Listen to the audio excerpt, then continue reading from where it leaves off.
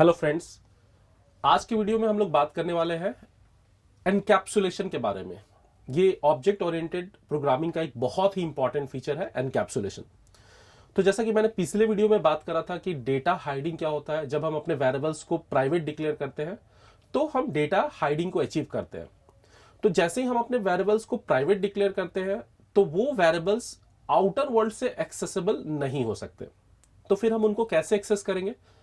उनको एक्सेस करने के लिए हम यूज करते हैं मेथड्स का या फंक्शन का। अब ये जो मेथड्स है जिसके थ्रू हम डेटा मेंबर को एक्सेस कर पा रहे हैं, ये मेथड्स और डेटा मेंबर आपस में स्ट्रांगली एसोसिएटेड होने चाहिए। ये स्ट्रांग एसोसिएशन जो हमारा डेटा और मेथड्स का है, यही कहलाता है एनकैप्सुलेशन। तो एनकैप्सुलेशन बेसिकली क्या है? ये एक प्रोसेस है जिसके थ्रू हम डेटा को और मेथड्स को, एसोसिएटेड मेथड्स को एक सिंगल यूनिट में बाइंड कर सकते हैं।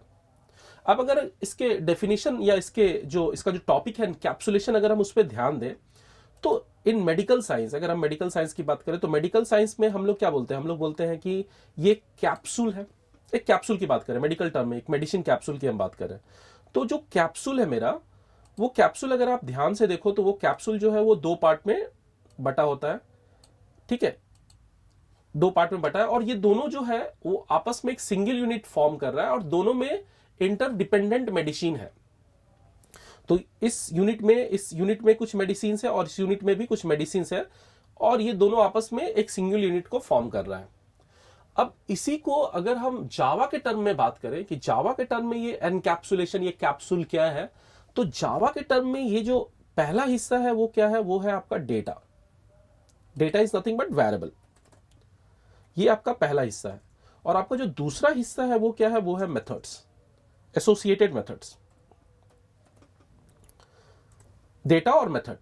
तो अकॉर्डिंग टू डेफिनेशन आप क्या बोल सकते हो? एनकैप्सुलेशन का अगर हम डेफिनेशन बात करें तो क्या बोल सकते हो? It is a process,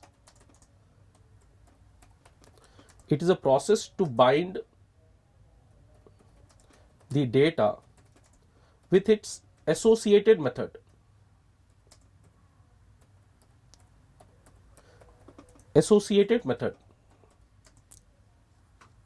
in a single unit is called encapsulation.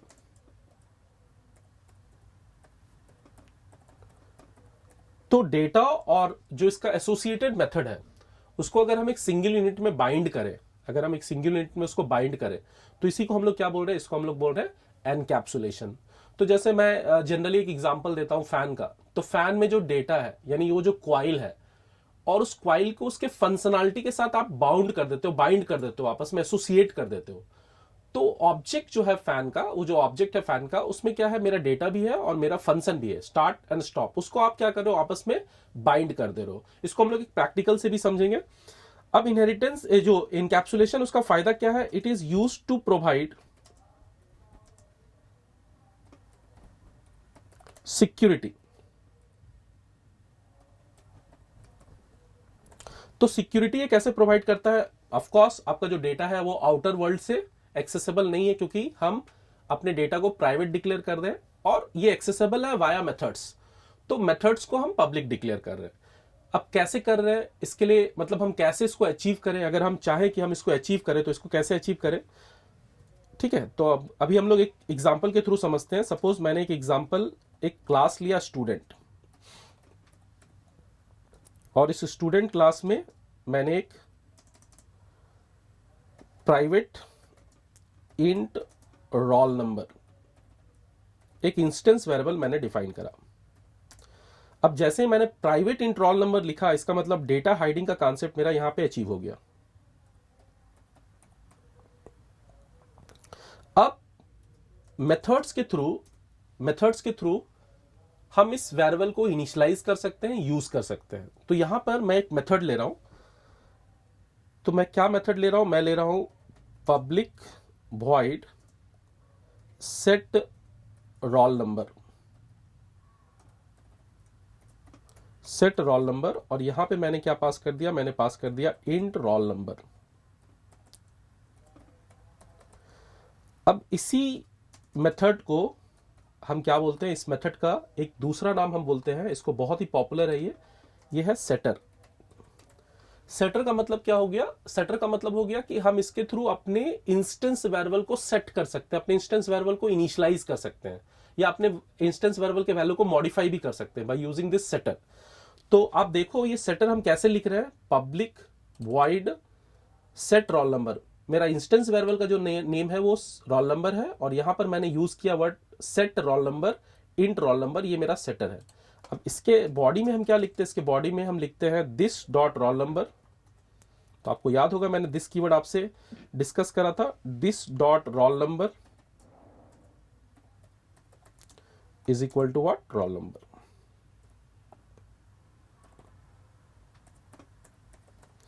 ये हो गया मेरा सेटर, जिसके थ्रू हम अपने इंस्टेंस वेरिएबल को इनिशियलाइज कर रहे हैं। अब यहां पर एक और मेथड हम लिख रहे हैं। सपोज मैंने लिखा पब्लिक वॉइड, मैं जानबूझकर वॉइड ले रहा हूं, public void get roll number, get roll number. अब जैसे हम लिखते हैं public void get roll number, तो क्या होता है, मेरा जो ये रोल नंबर है, ये इसी गेट रोल नंबर मेथड के अंदर हम इसको यूज कर सकते हैं, प्रिंट कर सकते हैं। क्योंकि गेट रोल नंबर कुछ भी रिटर्न नहीं कर रहा है। तो लेट से अगर आउटर वर्ल्ड से कोई मेरे रोल नंबर को इनिशियलाइज करना चाहे, और वो इनिशियलाइज कर दिया एक वैल्यू के थ्रू, और फिर उस वैल्यू को वो रिटर्न करना चाहे, वो वैल्यू को वो वापस लेना चाहे, तो फिर ये गेट रोल नंबर मेथड के थ्रू ये पॉसिबल नहीं है। क्योंकि इस गेट रोल नंबर का मेथड का जो रिटर्न टाइप है वो हमने क्या रखा है? वो हमने रखा है वॉइड। तो अगर हमें उस वैल्यू को रिटर्न भी चाहिए, हमें गेट करना है उस वैल्यू को, जनरली सेटर और गेटर का मेन पर्पस होता है to perform write and read operation. यानी हम इंस्टेंस वेरिएबल को राइट कर सकते हैं और हम उसको रीड भी कर सकते हैं। तो यहां पर हम इसको वॉइड ना लिखकर हम क्या लिख रहे हैं, क्योंकि मुझे रोल नंबर रिटर्न करना है, और रोल नंबर जो मेरा है वो इंटीजर टाइप का है, तो हम यहां पे क्या लिख सकते हैं? हम यहां पे लिख सकते हैं इंट, और यहां पे मैंने क्या लिख दिया? यहां पे मैंने लिख दिया return suppose this dot roll number. Again this यहां पे कंपलसरी नहीं है, मतलब मैं आपको बताना चाह रहा हूं कि आप इंस्टेंस वेरिएबल को रिटर्न कर रहे हो, दिस डॉट रोल नंबर। तो ये आपका क्या कहलाएगा? ये आपका कहलाएगा गेटर। तो आप देखो, आपने एक इंस्टेंस वेरिएबल डिक्लेयर करा जिसे आपने प्राइवेट किया, तो आपने डेटा हाइडिंग अचीव करा यहां पे। और अब इस रोल नंबर को अगर आप एक्सेस करना चाहते हो, तो आपके पास कौन सा मेथड है? कौन सा सेटर मेथड है? Set roll number. और अगर इस रोल नंबर के वैल्यू को आप यूज करना चाहते हो, तो फिर आपके पास कौन सा मेथड है? आपके पास है गेट रोल नंबर। तो जो मेरा नेक्स्ट पॉइंट है वो है, sir how to apply encapsulation, how to apply encapsulation. Encapsulation को कैसे हम अप्लाई करें? How to apply encapsulation in our class, in our class. So class is an example of encapsulation. तो वहां पर हम इसको कैसे अप्लाई कर सकते हैं? तो इसको अप्लाई किया जा सकता है, सबसे पहले number 1, declare all your instance variable with private modifier, with private access modifier।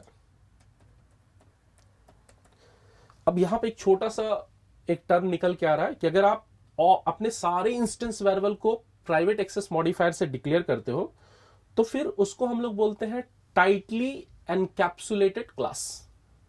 Tightly encapsulated class means आप सारे डेटा मेंबर्स को प्राइवेट डिक्लेयर करते हो। तो यहां पर आप सोच रहे होगे कि सर हम तो सारे डेटा मेंबर्स को प्राइवेट ही डिक्लेयर करते हैं, तभी डेटा हाइडिंग अचीव होता है। पर आगे चलकर हम देखेंगे कि हम किसी क्लास को डिफॉल्ट, किसी वेरिएबल्स को डिफॉल्ट भी बना सकते हैं। क्लास के अंदर हम डिफॉल्ट वेरिएबल्स भी रख सकते हैं, प्रोटेक्टेड वेरिएबल्स भी रख सकते हैं according to my requirement. But यहां पर एक छोटा सा सिंपल कॉन्सेप्ट क्या है कि अगर आपके क्लास में सारे इंस्टेंस वेरिएबल्स प्राइवेट है, तो फिर वो टाइटली एनकैप्सुलेटेड क्लास है।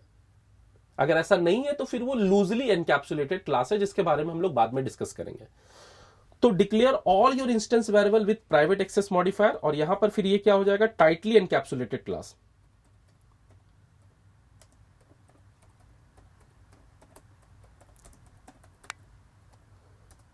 Number 2, define getter and setters. define getters and setters to perform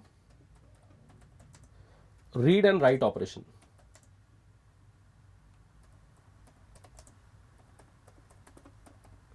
To perform read and write operation, we can define what? Getter and setter.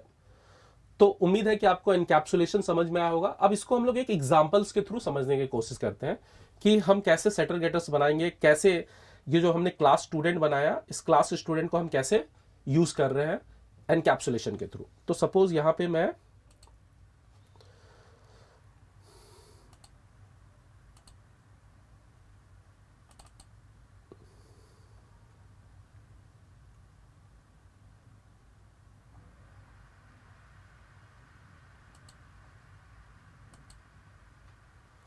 Right click on SRC,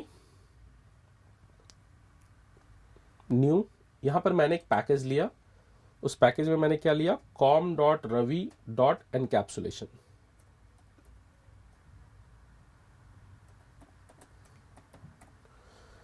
इसे मैंने finish करा। अब यहां पर encapsulation में मैं एक क्लास ले रहा हूं, जो मैंने एग्जांपल लिया था वही क्लास में ले रहा हूं। सपोज मेरे क्लास का नाम क्या है? स्टूडेंट। और मैंने किया finish, and to test my application मैंने एक और क्लास यहां पे लिया जिसको हम लोग एग्जीक्यूटेबल लॉजिक क्लास बोलते हैं, मेन, और यहां पे मैंने मेन मेथड एक्टिव करा। अब अगर आप ध्यान से देखो तो अगर मैं यहां पे एक वेरिएबल डिफाइन कर रहा हूं, let's say int roll number, मैंने इसे प्राइवेट डिक्लेयर नहीं करा है, इंट रोल नंबर। अभी हम मेन मेथड में जाके स्टूडेंट का ऑब्जेक्ट क्रिएट करते हैं। तो यहां पे सपोज मैंने पहले ही आपसे कहा है कि हमेशा आप ऑब्जेक्ट पहले क्रिएट करोगे और उसके बाद उसके प्रॉपर्टीज और बिहेवियर के बारे में सोचोगे। तो यहां पे स्टूडेंट का एक ऑब्जेक्ट क्रिएट किए, स्टूडेंट एक ऑब्जेक्ट क्रिएट किया और उस स्टूडेंट ऑब्जेक्ट को रेफर कौन कर रहा है? S1 वेरिएबल उसको रेफर कर रहा है, यानी S1 मेरा एक तरह का स्टूडेंट है जिसका नाम है, स्टूडेंट के ऑब्जेक्ट का नाम है। अब हम यहां से क्या कर सकते हैं? यहां से हम S1 dot roll number, S1 dot roll number is equal to let's say 111, यहां से हम डायरेक्टली इसको मॉडिफाई कर सकते हैं, डायरेक्टली इसको रीड कर सकते हैं, which is not a good technique, क्योंकि आपका जो डेटा है वो बाहर से एक्सेस हो जा रहा है। बाहर से कोई भी आपके डेटा को मॉडिफाई कर सकता है। जैसे कि मैंने लास्ट वीडियोस में आपसे हैकर वाली प्रोग्राम करी थी कि बैंक के एप्लीकेशन में कोई भी बैलेंस को मॉडिफाई कर सकता है। तो यहां पर ये टेक्निक एक अच्छा टेक्निक नहीं माना जा सकता। तो इसलिए मुझे इससे बचने के लिए मुझे क्या करना होगा? मुझे डेटा हाइडिंग कॉन्सेप्ट यहां पे यूज करना होगा। तो मैंने इस इंस्टेंस वेरिएबल को क्या डिक्लेयर कर दिया? प्राइवेट। अब मुझे क्या यूज करना है? एनकैप्सुलेशन का पहला पार्ट हो गया, यानी मैंने अपने इंस्टेंस वेरिएबल को प्राइवेट डिक्लेयर कर दिया। अब दूसरी चीज जो है वो है मुझे सेटर और गेटर जनरेट करना है। तो सेटर और गेटर हम कैसे लिखते हैं? तो इक्लिप्स आईडी आपको फैसिलिटी प्रोवाइड करता है, आपको कोई जरूरत नहीं है सेटर एंड गेटर लिखने की। आप खुद से यहां से सोर्स से या फिर राइट क्लिक करके आपको एक ऑप्शन मिलेगा सोर्स, दोनों ही जगह से आप जाकर यहां पर generates getter and setters use कर सकते हो। So generate getter and selectors, better to select all, या जिसके लिए आपको जनरेट करना है वो सेलेक्ट करो। तो जनरली हम लोग सभी के लिए जनरेट करते हैं, तो select all and then generate. तो आप देखिए यहां पे खुद ब खुद मेरा सेटर और गेटर जनरेट हो गया। ये मेरा क्या कहलाया? ये मेरा कहलाया सेटर, जिसके थ्रू हम अपने इंस्टेंस वेरिएबल के वैल्यू को सेट कर सकते हैं। और ये क्या कहलाया? ये कहलाया गेटर, जिसके थ्रू हम अपने इंस्टेंस वेरिएबल के वैल्यू को रिसीव कर सकते हैं। अब हम यहां पे मेन डॉट जावा में उस इंस्टेंस वेरिएबल को इनिशियलाइज करने के लिए हम किसका यूज करेंगे? Set roll number. यहां पे बहुत ज्यादा ध्यान देने की जरूरत है कि सेट रोल नंबर बिल्कुल उसी फॉर्मेट में आया है जिस फॉर्मेट में मैंने आपको यहां पे डिफाइन करा था एग्जांपल में। ये देखिए, set roll number, get roll number. Set roll number is the setter, get roll number is the getter. तो यहां पे मेन मेथड में मैंने यहां पे सपोज पास कर दिया 111, और अब मुझे इस वैल्यू को रिसीव करना है, यानी यहां पर मेरे को इस एप्लीकेशन में उस वैल्यू को यूज करना है। तो बहुत ही सिंपल है, अगर मुझे प्रिंट करना है तो मैं डायरेक्टली क्या कर सकता हूं, मैं डायरेक्टली यहां पे लिख सकता हूं s1.get roll number, मुझे रोल नंबर दीजिए। और जब आप इस एप्लीकेशन को रन कराते हो तो आपका जो रोल नंबर है वो क्या है, 111 रोल नंबर मिल रहा है। अगर आपको इसके किसी वेरिएबल में स्टोर करना है सपोज, तो भी किया जा सकता है। लेट्स से आप यहां लिख रहे हो इंट रोल, जो कि मेरा लोकल वेरिएबल है, int roll is equal to what, s1.get roll number। फिर आप उस रोल नंबर के साथ कुछ डेटा मैनिपुलेशन करना चाहते हो, कुछ कंडीशन चेक करना चाहते हो, तो ये भी पॉसिबल है। और यहां पर आप इस रोल को प्रिंट कर सकते हो।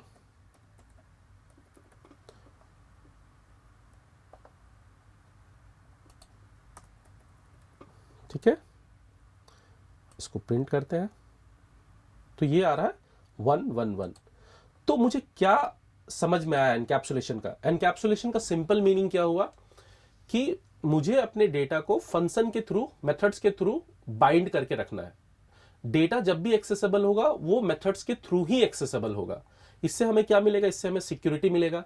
अगर बाहर से कोई मेरे डेटा के साथ कुछ मैनिपुलेशन करना चाहे तो मेरे पास फैसिलिटी है कि हम उस डेटा को यहाँ पे वैलिडेट कर सकते हैं, फिल्टर कर सकते हैं। जैसे कि मैंने लास्ट वीडियो में आपसे कहा था, बाहर से अगर कोई मेरे डेटा को, सपोज रोल नंबर को -101 करना चाहे, तो मेरे पास ये फैसिलिटी है कि हम यहाँ पे वैलिडेशन परफॉर्म कर सकते हैं कि मेरा जो डेटा है वो वैलिड है या नहीं। और वैलिडेशन परफॉर्म करने के बाद ही हम उस डेटा को अपने इंस्टेंस वेरिएबल के ऊपर इनिशियलाइज करेंगे। तो आज की वीडियो के लिए इतना ही। Thank you.